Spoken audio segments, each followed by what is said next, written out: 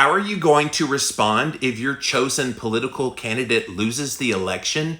Find out here today on Jimmy Rants. Click on that little box down there in the corner. It'll take you straight to IGTV for today's episode. JimmyRants.com is the website, and as always, you can engage live in the content. You got to go follow me, though. I am over at Instagram.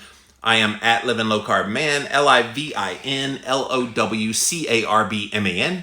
Once you're there, engage live. We are here Monday through Friday, 11 a.m. Eastern Time, so thank you so much for joining us today. We also simulcast live over here on my Facebook page. Thank you guys for being here, as well as over on my YouTube channel. Thank you all for being here today on Jimmy Rants. If you missed the live, you can watch it on replay right here on Instagram. We put it up over on IGTV.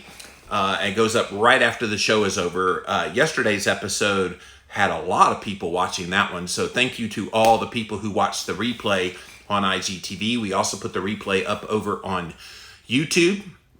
If you type in the keyword Jimmy Rants, you will find the show. Today is Living La Vida Low Carb Show Jimmy Rants Day. It's where I air a best of Jimmy Rants episode over on my flagship podcast, the Living La Vida Low Carb Show. So that's LLVLC.com or wherever you listen to podcasts. So go listen to that here today. And then finally, pop over to the official website for this show right here. It is JimmyRants.com. Once you're there, you can see all the past episodes, and it can enable you to show your support if you want to do that. Patreon and PayPal, the links are there at JimmyRants.com. Okay, you guys, today I have a very, very interesting topic that I think you will find very prescient, considering 2 weeks from today, we're doing something historic. We're going to be voting for not just president, but all kinds of elections. The president is the one that gets most of the attention, presidential race, but really the Senate races, the House races, your local races, dog catcher, all of those things. And I've always wondered if people prepare themselves mentally for the inevitability. And the inevitability is somebody's going to lose on election day. Now, there is doubt whether we're going to know on election day exactly who lost and who won, but put that aside for a moment. Let's just assume eventually we get to a winner, which means eventually we get to a loser. If you are supporting the person that's losing, how are you going to handle that? And there's been many elections in my lifetime where I've voted for a particular candidate, and that candidate lost. Trying to think. 1, 2, 5 times that has happened in my life, where I'm talking about presidential election. 5 times I've voted for a particular candidate, and that candidate lost. So it happens, but how do you handle that when it does happen? How do you move on after your favorite political candidate loses the election? And again, this is going to happen to one side or the other. Like, I think everybody who is watching this today, your candidate has a good chance of winning and has an equally good chance of losing. And I think if you prepare mentally for the worst, because it's easy to celebrate if your candidate wins. If your candidate wins, you're happy because that's the candidate that you threw your support behind. But if your candidate loses, does it devastate you? I'll talk about some of the feelings I've had in those 5 elections where I voted for someone else and the other guy got in. It's just an emptiness because you felt so vested in that leader being the right leader for the country. It's very tempting in your mind to think, oh no, the country's coming to an end now if that other person got in. And we're seeing some of that rhetoric out there right now. Oh no, if such and such gets elected, it'll be the end of the country as we know. And we're hearing all of those kinds of things on both sides. And it's hard for your brain not to go there if you're so vested in one candidate or the other that you just can't help but think those doomsday thoughts. And so how do you handle this? How exactly do you move on after your favorite political candidate loses? So I've got a couple of articles. Both of these, you guys, I think one of them came out just after the 2016 election. This second one I'm going to get to. And this other one was written just December last year. I think they're already trying to prepare people for the inevitable. Somebody is going to lose. So if you just joined us, how do you move on if your chosen candidate loses? And there's strategies, mental strategies you can go ahead and start thinking about. And maybe somebody finds this on YouTube after the election is over and you're trying to lick your wounds and figure out what happened if your candidate lost. Hopefully this is good information today. All right, so let's get to the first article. This one is from theconversation.com. Headline, if you are disappointed with the election result, there are things you can do to help you move on. So on the morning after every election, millions of people whose side has lost the day feeling down. So they fell down the day after. All right, so this is from the UK, where they have the Labour Party and the Conservative Party. That's their version of the Democrats and the Republicans. So it was the Labour supporters after the 2019 election when news of the large electoral victory of the Conservative Party saw many take to social media to share their despair. And that's another thing. Don't feel like the next day you have to just lash out on social media. I think misery loves company, that whole notion of misery loves company, that if your licking of your wounds is manifested in sharing those thoughts online, can I suggest you don't do that? Because it's several fold. Number one, you're going to get an echo chamber of other people that will be just as upset as you are, and you're just going to make yourself more upset. Number two, if there was a winner, that's the winner. And that winner should be celebrated for the win, whether you agreed with them or not. And that's one thing I've always done. Regardless of who wins the election, even if I voted for them or did not vote for them, you always honor the office of the President of the United States. I've always done that, regardless of who the occupant is. And there's some that have been in there that I think have been the most horrid people ever that we could have ever elected. And there's some in there that I think have been pretty good in sharing the same values that I do. But regardless, you honor the office. And so you disrespect that office when you go and say all kinds of things. Because usually it's not just, oh, well, my candidate was wonderful and I really wish he'd gotten in there. It was too bad. If that's what you do, then great. But usually it ends up being a piling on the other person. And that doesn't do anybody any good. Interestingly, the results of previous UK elections had no discernible effect on overall subjective well-being at a national level, but it's a different story for people who strongly identify with a party. So if you're really vested, ideologically very strongly with one side or the other, and your side happens to lose, you're going to feel it the most. And I suppose that makes sense. Like people that are very close to the Biden campaign and people very close to the Trump campaign are going to have a little more hurt than just the person who just casually voted for one or the other of those two candidates. And so that will have an impact. Recent research found that political partisans suffer a big drop in their happiness after their party loses an election. And that makes sense. If you're heavily partisan, then it's going to hit you hard, which is why I try to take the approach of not being partisan, but being objective and seeing the good in both candidates and seeing the bad in both candidates and then making logical decisions between the two. I think we have become, at least in America, it's probably in different places around the world too, but in America, we've become so heavily divided that you have to be one side or have to be the other side. And I think most of us like to live in the nuance of the middle and be rational, observe what's going on, take a look at the whole scene, and then make a logical conclusion come election day. That's how most of people live their lives. They're not these hard ideologues. It's hard right and hard left. No, it's just, we just live our lives. We're everyday Americans. And yet they want to try to put you in these partisan camps Oh, you must be an ultra right wing radical, or you're an ultra left wing radical. And it's like, no, I'm an ultra right down the middle, don't mess with me radical. And that's where most people live. Supporters of a party who win an election tend to be a lot happier. Well, that makes sense.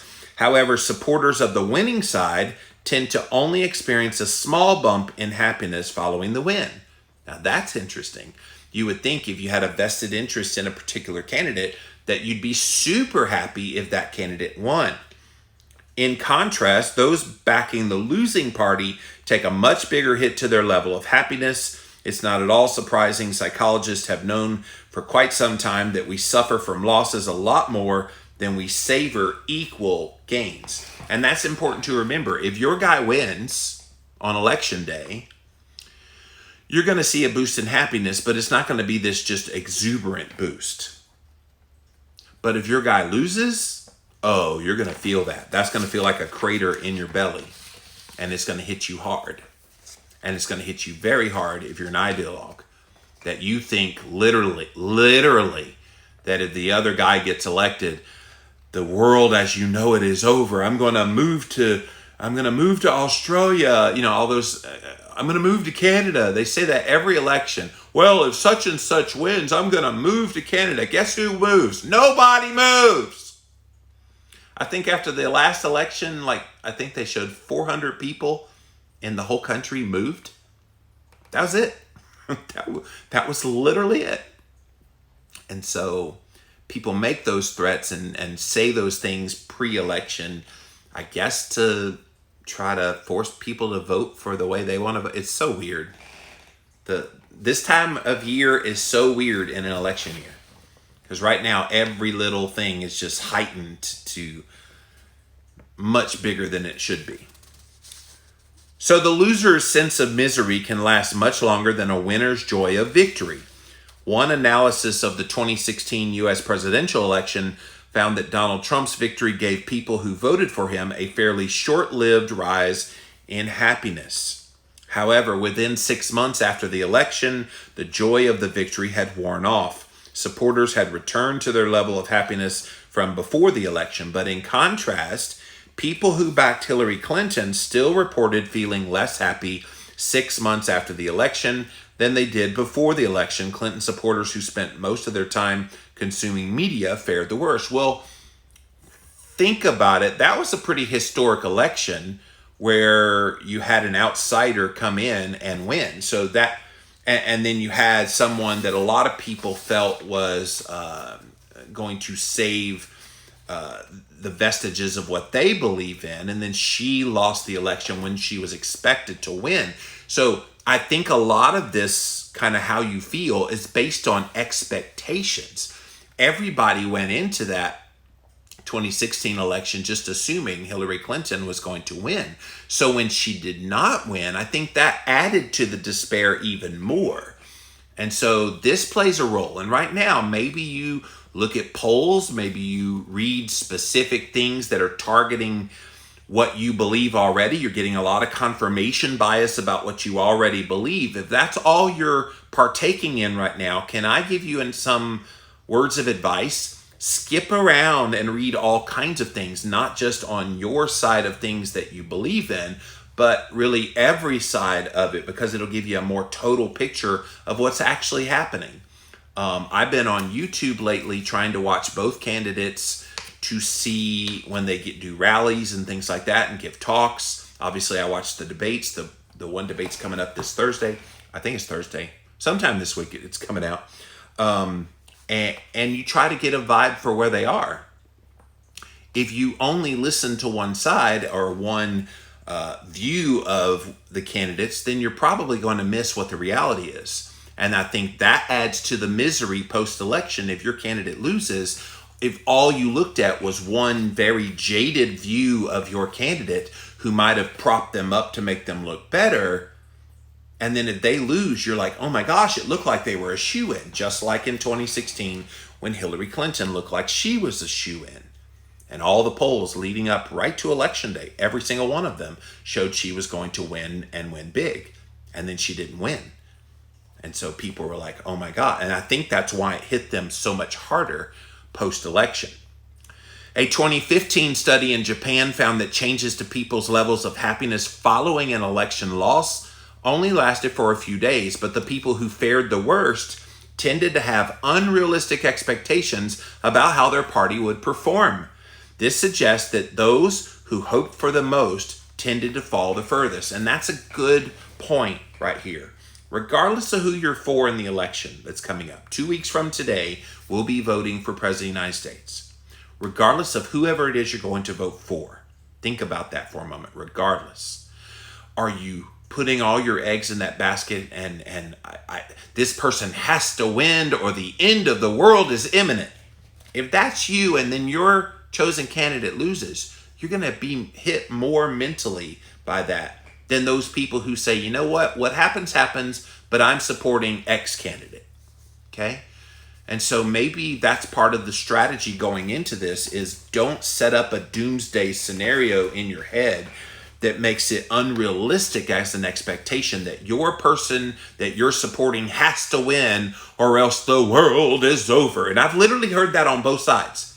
Joe Biden wins. Oh my gosh, we're going to become a socialist nation. He's not even going to be the president and they're going to appoint president and Bernie Sanders is going to come in and actually run the country. And then the other side says, oh my gosh, Donald Trump gets reelected. And we got a racist in the White House. He can't denounce white supremacy. It's just horrible that people would vote for him. And we have such racist people in this country. And we're going to fall from within because we... And it just goes on and on and on. I know you see all that stuff out there. You can't avoid it if you pay attention even a little bit. But I'm here to say, regardless of who wins, it ain't the end of the world. Now, whoever you vote for, and you hope that they get in there, you're voting for them because you think they're going to be the one best to lead America going forward. And that's the beauty of a democracy. The people get to choose. And if the people choose the other side from what you voted for, then that's the way a democracy works. And so we need to let the system do what it's supposed to do. And that helps you mentally as well. And again, you're just joining us. We are talking about how you move on after your favorite political candidate loses an election.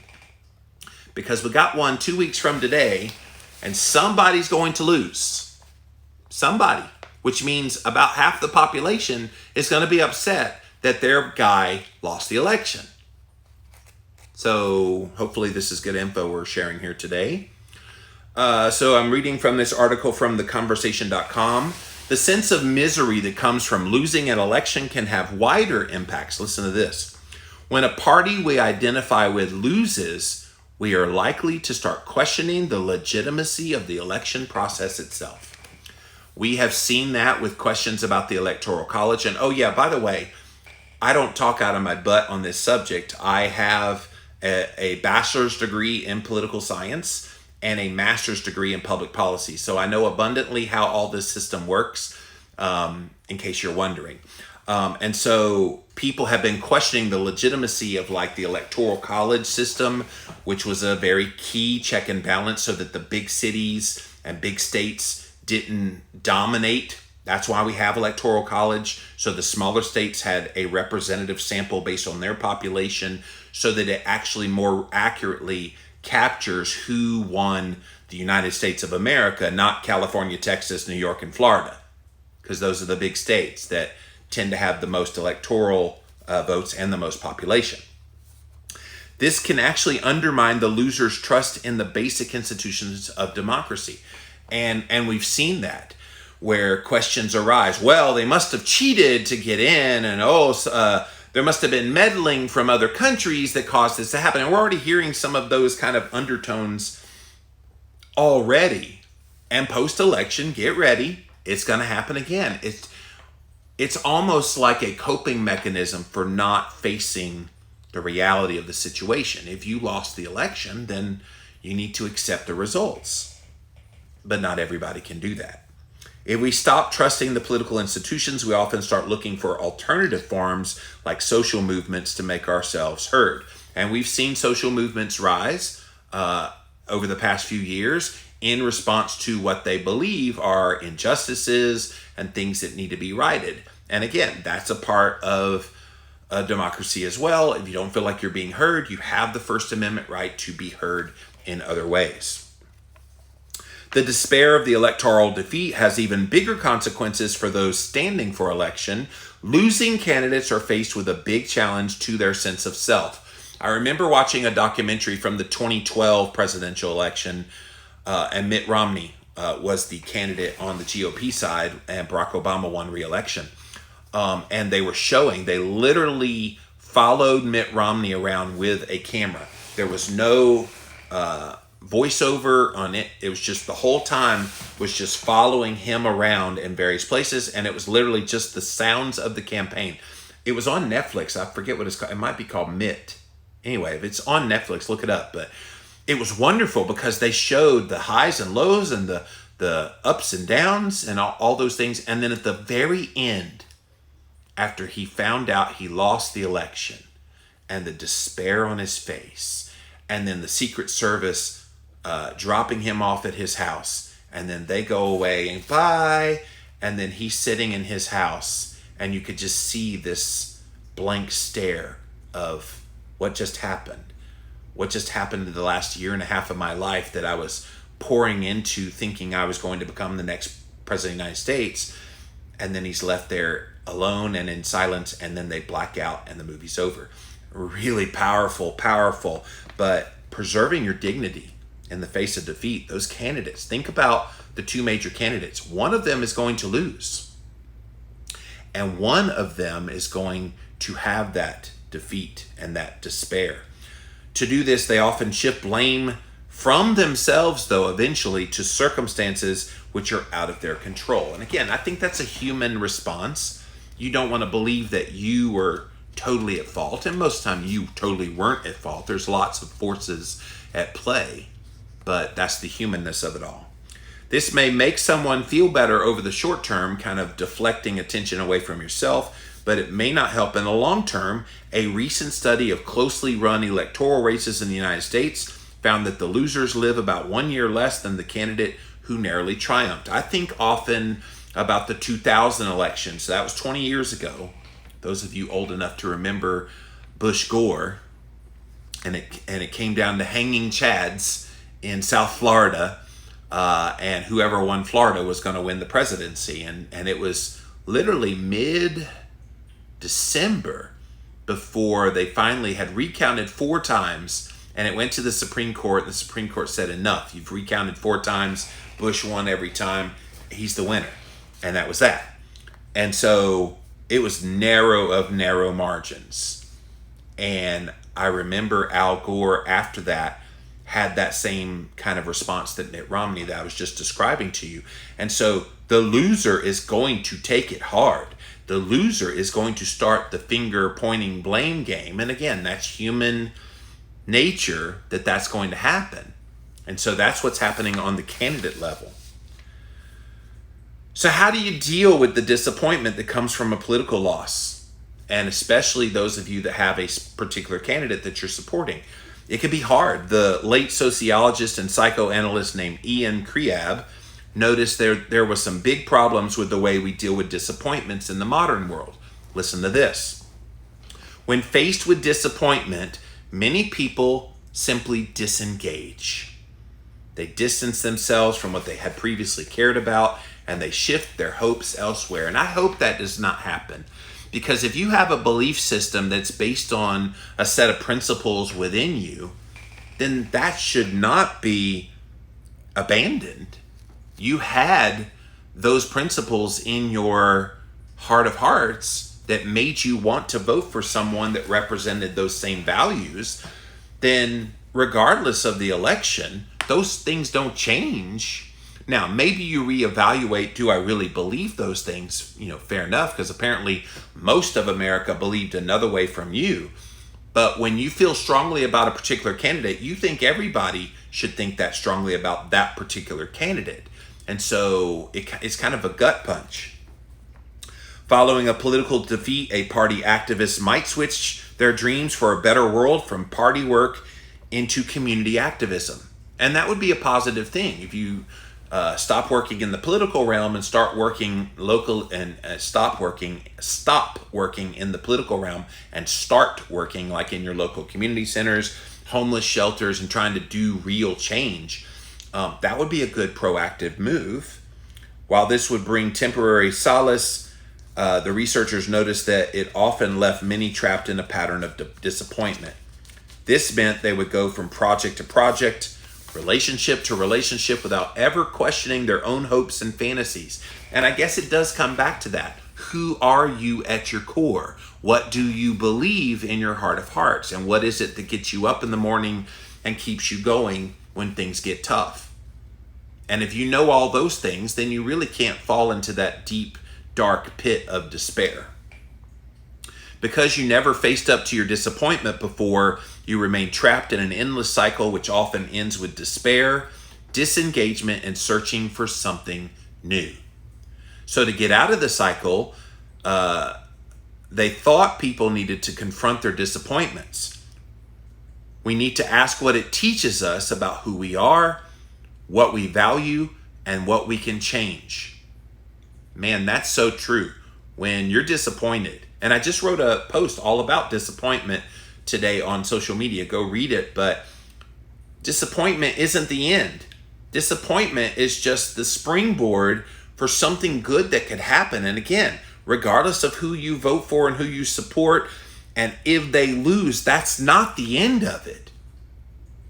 Think about it. And even in my lifetime, I was born in 1971. And I remember the very first real president I remember was Ronald Reagan. And went from Reagan, and then Bush Sr., Clinton, Bush Jr., Obama, and now Trump. And so you kind of have the ebb and flow, because you had Republican, Democrat, Republican, Democrat, Republican. And so it kind of goes back and forth, and the world didn't fall apart. Now, some people say, well, the world's far different today than it was not that long ago, and that's true, but that's a cultural thing, not necessarily because of any particular candidate or president. So when you do this in a serious way, that's how we can transform the disappointment of defeat into an opportunity to reflect, recalibrate with a new reality, and then eventually move on. So this was the article in theconversation.com from just last year in December 13th, 2019. That was put out there. But I want to go to this 7 ways to heal if your candidate lost article. This is right after the 2016 election. This was published in the Undefeated, November 10th, 2016. Stay off social media and talk it out with your friends in real life. And that's what I was talking about earlier. The temptation is to go onto social media and continue to dump. Can I tell you, we got enough of that going on right now. And if we have so many people out there expressing strong viewpoints and really being ugly towards the candidate that's not their candidate, you notice that? Most of the stuff you see on social media isn't, rah, rah, rah, look at my candidate that I support. Isn't he great? It's, bleh, on the other candidate. And it's the vile, vicious, nasty, and quite frankly, both sides doing it. That hurt my throat. Hang on a second. I need some water now. Quite frankly, both sides do it, and both sides say things that I don't think are particularly accurate about the other candidate. And see, that's so unnecessary. If there was a rule that all you could do is say who you're for and why, and say positive things about who you're for, man, wouldn't that be a great social media platform to go to if you could just see if somebody's like, well, I'm for X candidate because blankety blank blank blank, rather than I'm for X candidate and therefore the other guy sucks, the other guy's this, the other guy does that, he's a this, he's a that, and he's a... And that's where it goes off the rails. And I know that gins people up, but it also gins the division which most of us hate this division. Like, I've been observing political campaigns since I was a kid, and it just seems to get wider and wider and wider, the division in our country. And it's because it's not checked, and it needs to be checked. All right, so let's get to this article, 7 Ways to Heal If Your Candidate Lost. And remember, this was written right after the 2016 election. You watched as the country voted in Donald Trump as the 45th president of the United States. For nearly 2 years before election night, you followed the race very closely. The campaign between Trump, the Republican nominee, and Democrat nominee Hillary Clinton was often dirty and emotionally taxing. Yet, a candidate some loathe is the one who won. It happened. It happens every single election, and someone absolutely has to lose. Political debates can lead to rage that lives well beyond election day, but people have to move forward. They have to move on. So here are 7 ways to promote healing if your candidate lost. And this was so good, you guys. Regardless of who loses the election, if it's your candidate that loses in 2 weeks, then this hopefully is some good information that will get you to start thinking ahead of time, so that the inevitable, half of your candidate's not gonna win. So you gotta be prepared with some of these strategies. So number 1, start by shedding, shedding. Get in touch with all of your feelings. Verbalize them out loud, own them, call them out, slowly release them. One feeling at a time, empty your mind and emotion of all those things that you just can't change. You can do this writing them down in a journal, having a sit down with a close friend or your spouse, and even yelling. That's good, because you're letting it out. I think a lot of people have such emotional connection that they don't let it out, thus they can't heal. Number 2, get off of social media. Take a sabbatical from it. If you are on any social media site post-election, you're going to see all kinds of memes, posts, photos of people expressing their feelings. It is their right to do that. Some will not post their opinions in a tactful way, though, and you need to be mindful of that. Many will be bragging, ha ha, my candidate won, your candidate sucks, and you're only going to feel even worse. Others will display their feeling of victory, putting others down. The posts are meant to bait you into having an unhealthy dialogue. And my God, like, if this year has shown us nothing else, the ugliness of social media, like, I'm going to be purposely gone in the months of November and December. Gee, I wonder what's happening in those months. That's when the nastiest of nasty is going to be happening on social media. Jimmy Moore ain't going to be anywhere close to any of that. And I would highly encourage you, I'm going to be away anyway, so there's no reason for you to be on. I'm just kidding. But take a sabbatical away from social media. And I would say, even if your candidate wins, take a sabbatical from social media. Because it's just going to be an ugly play. And a lot of people are doing it now. My numbers across my social media channels are way down. It's not just me. It's everybody. Because there's a lot of people that just saw everything in the presidential election year and everything else going on this year that they basically have disconnected. And I don't blame them. A lot of them are like, I love Jimmy Rants, but I can't stand being on social media. I'm like, okay, well, watch them on replay. But I get it. I don't bemoan you whatsoever. And I'm going away. And I encourage you guys. I'm not encouraging you to do anything you don't want to do, but I'm saying for your sanity's sake, whether your candidate wins or loses, just get off of social media for a period of time and let things die down. Because it was rough. After 2016, a lot of people lashed out online. It was not healthy. Stay away, take a break, have face-to-face telephone conversations with people you know. That way you can have a healthy debate with people, even if they disagree with you. I have a friend in my life who is exactly the opposite ideologically from me. And I'm not a huge ideologue, but I lean in a certain direction and they lean in the opposite direction. And we have friendly debate. We love each other greatly and respect each other greatly. And it does not get into this tit for tat kind of ugliness. we respect each other and we're good friends. And so because of that, we're able to be honest about what about this position by this candidate that have you heard about this and then, oh yeah, I have, but it's not actually that, it's this and that. Oh, what about this on your candidate? Well, it's not, and you have the conversation. It's too bad we can't have those kind of conversations in a social media platform, but do seek those out in real life. So number 3, again, we're going over all of these ways you can promote healing if your particular candidate loses. Write a list of 3 to 5 things you find intriguing about the new president-elect. In other words, the guy you've been opposing, the guy you didn't like enough to vote for.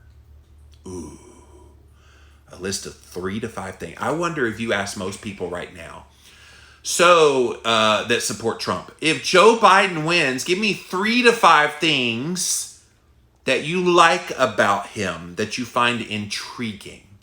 And then Joe Biden fans, tell me 3 to 5 things you find intriguing about Trump. That would be hard for a lot of people. I don't know that a lot of people, unless they're seriously about trying to heal, could actually do that. It's very difficult, they say in the article, but that's okay. This exercise is to establish perspective for you.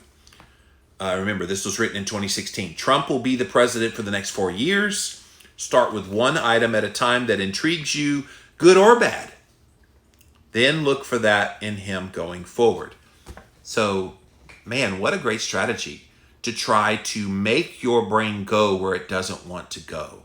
Because your whole modus operandi, the entire lead up to the election is, my candidate good, other candidate bad. I can't think of anything good about the other candidate, which is never true, by the way. I think that's something you can even do right now.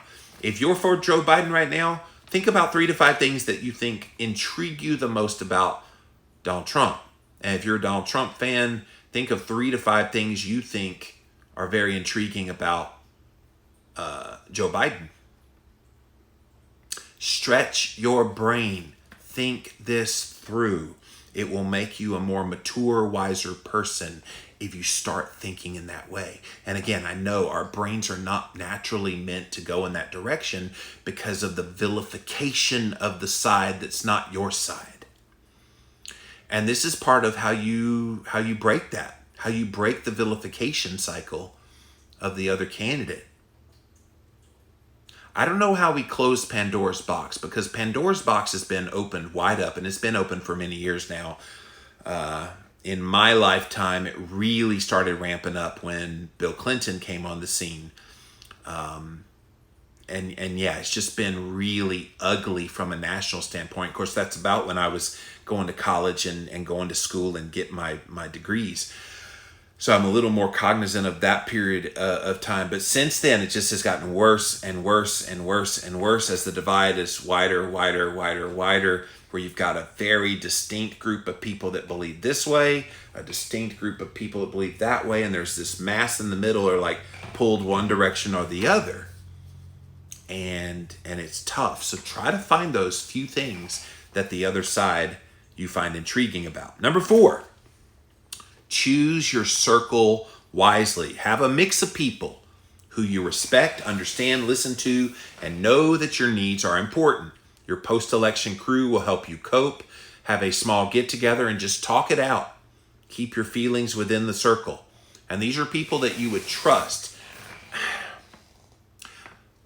I suppose we do flock to people that have similar ideology to us, which would include political ideology. So if you're around a whole bunch of people that have all had your candidate lose, and you just have a session where you just talk it out, that could be cathartic. I wonder if you had a mixed group of friends, though, that may be from the side that won along with the side, that probably may not be a good idea.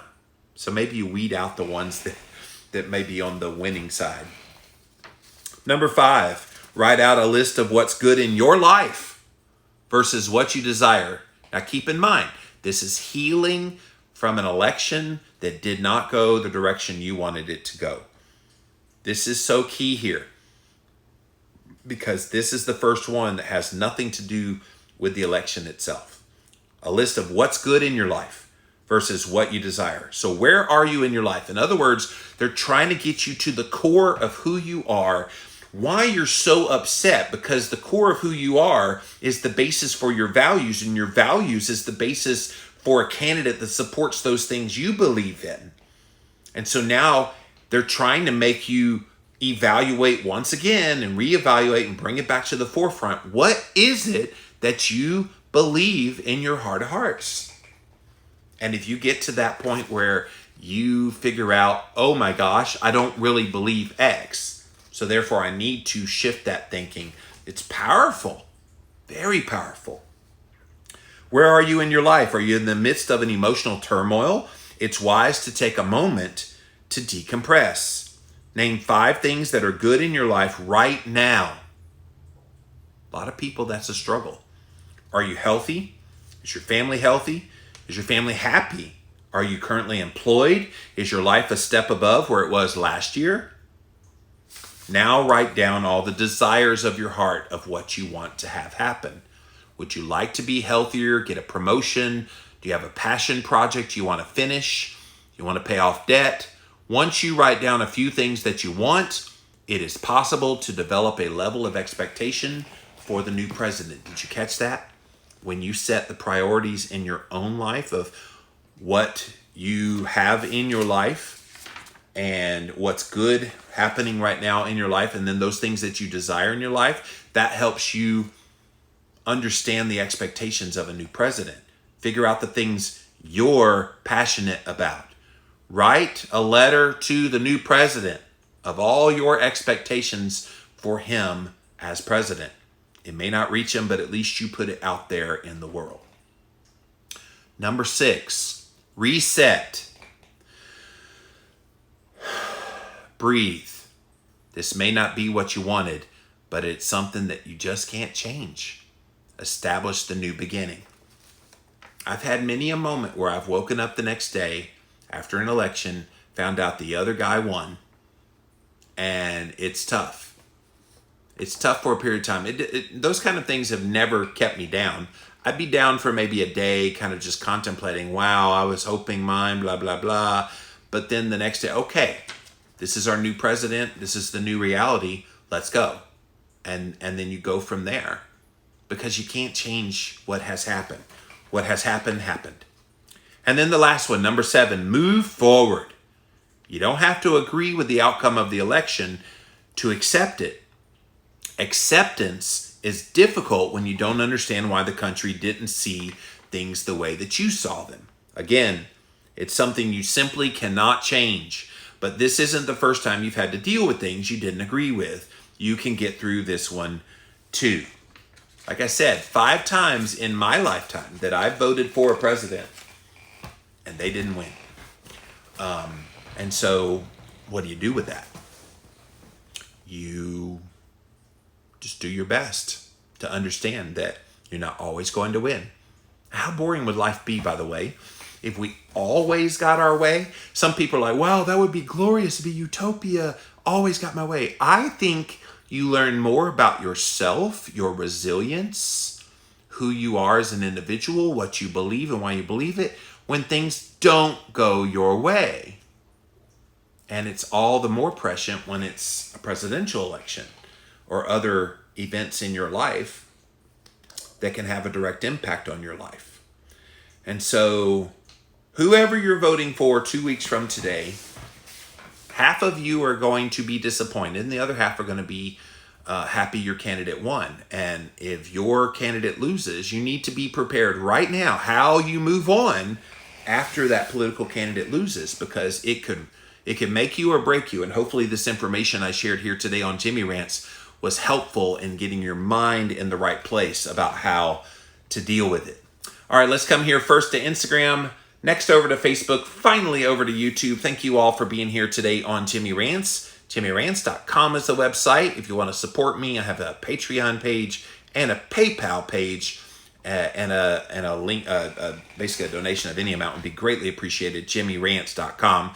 Temple says pray and pray hard. Yeah, I think that's always a good idea, regardless of who wins the election. And I've never understood that. Well, if my guy gets in there, I'll pray for them, but it's not my president if it's the other guy that gets in, so they don't deserve my, and I'm like, okay. And I've had many people say that at various times in my life. Well, your president, and because I voted for whoever it is, your president, I said, well, they're your president too. Oh, they're not my president. Well, they actually are. Duly elected president of the United States is everybody's president. And that's something to remember as well in all this. No matter who gets elected, they're your president. And you need to embrace them. Honor the office. Even if you didn't like the person that got in, honor the office enough to call them your president. Rachel said I needed to hear this today. Thank you, Rachel. I was hoping that this would be helpful and encouraging to some people, and I was trying to do it soon enough in the cycle. Like I said, I'm going to be gone. My last day is October 31st, and I'm going to be gone for 2 months, so I won't be here close to Election Day. So I thought, let's get this out there, get it up on YouTube, and then when whoever gets elected is put into office and elected, then people can find this and hopefully find encouragement and solace. So thank you for confirming this was a good topic for Jimmy Rants. Thank you, Instagram. Let's pop over here now to my Facebook page. What's up, Facebook? See what you have to say about this one.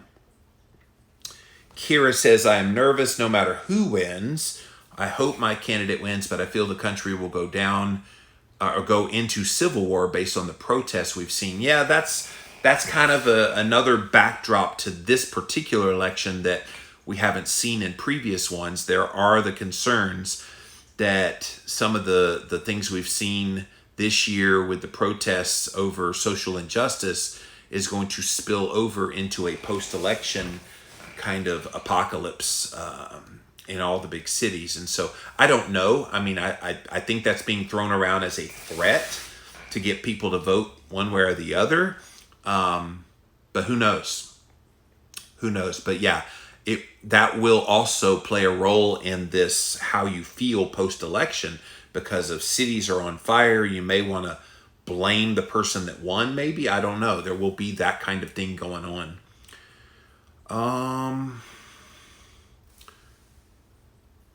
Let's see here.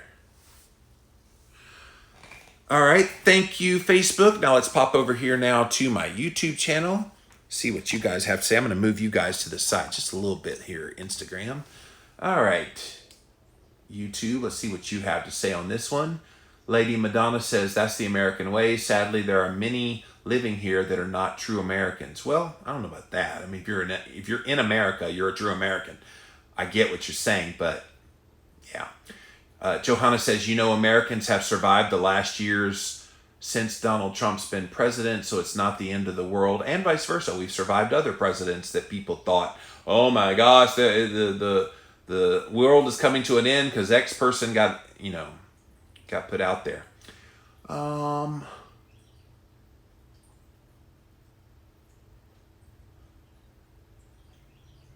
very relaxed about the future. I ceased being frantic when I learned how to burn fat well. Well, that's good. That's awesome, Harpsy. Jesus is Lord says, the guy I'm opposing is corrupt and mindless. There's nothing positive about him. Well, you could ask that of either side, and they will say exactly the same words about your guy and their guy. So it's just, that doesn't do any good. I hear you, but it doesn't do any good. Shirley says, this should definitely be interesting to watch unfold. I'll tell you what, politics would be boring without all the players in the modern world. Yeah, definitely some interesting characters in the world of politics right now that keeps it interesting. But I just hope people realize that no matter what happens, you don't need to let your life fall apart. And I'm about people. My heart has always been for people first and making sure that they take care of their mind, body, soul. And if you are so vested in one candidate over the other, and you know that it's going to wreck you if the other candidate gets in office, start working on that right now. Don't wait till post-election.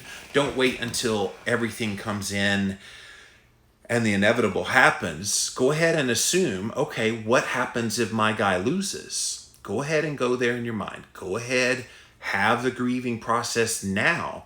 Now, hopeful that your guy will win, but one guy's not going to win. And so if one guy doesn't win, what are you going to do? And it happens to be your guy. What are you going to do? You got to figure that out.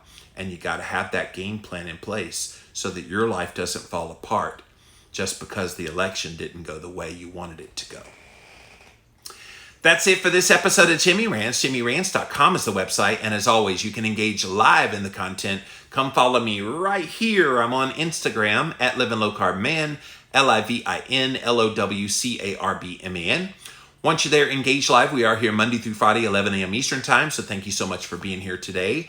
We also simulcast live on Facebook and YouTube. Watch the replay right here on Instagram, IGTV. Right as soon as the show is over, it will be put up right there. We also will put the past episodes up over on YouTube. If you type in a keyword, Jimmy Rants, you will find the show. Don't forget, today is Jimmy Rants on Living La Vida Low Carb Show Day. That is my flagship podcast. It's at llvlc.com. We air a best of Jimmy Rants episode. We air the audio on my podcast. It's also wherever you listen to podcasts, so go check that out today. And then finally, pop on over to the official website for this show. It is jimmyrants.com. And while you're there, see all the past episodes, and you can also support my work either through Patreon or PayPal. All of those links, you guys, jimmyrants.com. So that's it for now, you guys. We will be back tomorrow at 11 a.m. Eastern. So until next time, we'll see you then.